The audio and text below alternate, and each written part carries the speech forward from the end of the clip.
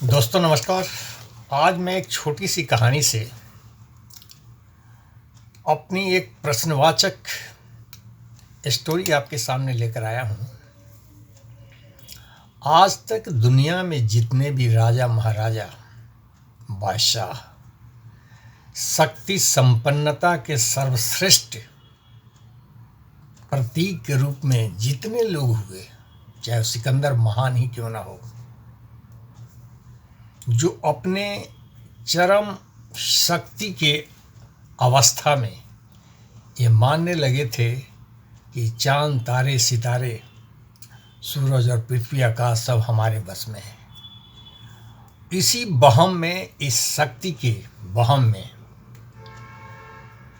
अमरत्व की खोज में भी निकल पड़े थे कि अब तो सारी दुनिया पर हमारा वर्चस्व है, राज है, मैं तो अमर भी हो सकता हूँ। और वे भूल गए थे कि पिछले हजारों हजार वर्षों के इतिहास में ऐसा कभी हुआ ही नहीं, प्रकृति विरुद्ध कोई काम हुआ ही नहीं। मैं विश्व विजयी सिकंदर की कहानी, जो बिल्कुल छोटी सी है, मैं आपसे कहना चाह रहा हूँ। विश्व विजयी सिकंदर जब विश्व विजय के दरमियान लगभग अपना वर्चस्व पूरे विश्व पर कायम कर चुका था और उसका आधिपत्य होने ही वाला था, और उसने अपने को विश्व विजय मान भी लिया था। शक्ति, अब सोच सकते हैं, विश्व का विजय, एक राज्य, एक देश और प्रांत की बात छोड़ दीजिए, वो व्यक्ति तो सारी प्रकृति को भी अपने बस में सोचता होगा।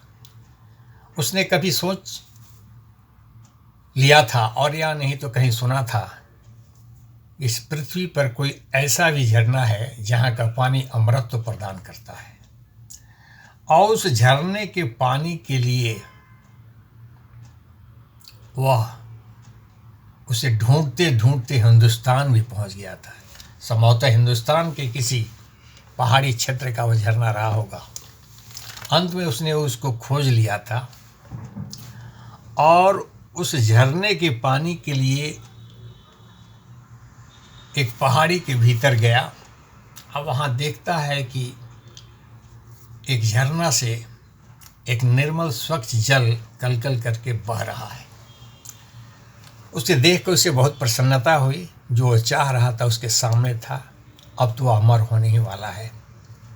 वो पीने के लिए जैसे ही हाथ बढ़ाया और लेके पीने वाला था,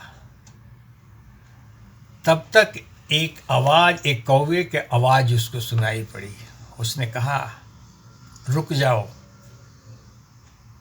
पहले मेरी अवस्था देखो, पानी पीने के पहले मेरी बात सुन लो। उसने कहा, तुम कौन हो, तुम क्यों रुकना चाहते हो? उसने बताया, मेरी अवस्था देखो, मैं भी तुम्हारे जैसा अमरत्व प्राप्ति के लिए इस जल की खोज में यहाँ आया था, और मैंने यह पानी पी लिया। अब तो मैं अमर हो गया हूँ, मेरे पंख झड़ गए हैं, मैं अंधा हो चुका हूँ, मैं मर भी नहीं सकता, पर मैं मरना चाहता हूँ। उस अमरत्व का क्या जो जीवन का सुख ही नहीं भोग सके। उसकी बातों को सुनकर सिकंदर सोच में पड़ गया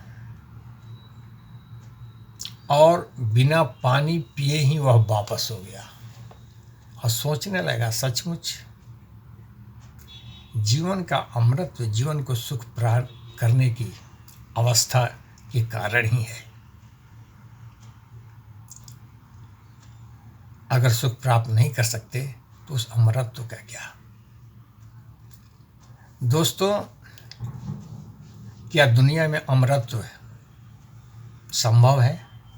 शक्ति से आज तक के जितने इतिहास हैं उसमें राजाओं ने, सम्राटों ने हजारों लाखों लोगों का कत्ल किया, यह बिना सोचे कि प्रकृति के बनाई गई उस व्यवस्था को जो उन्होंने मिटा दिया, उसको कभी बना नहीं सकते।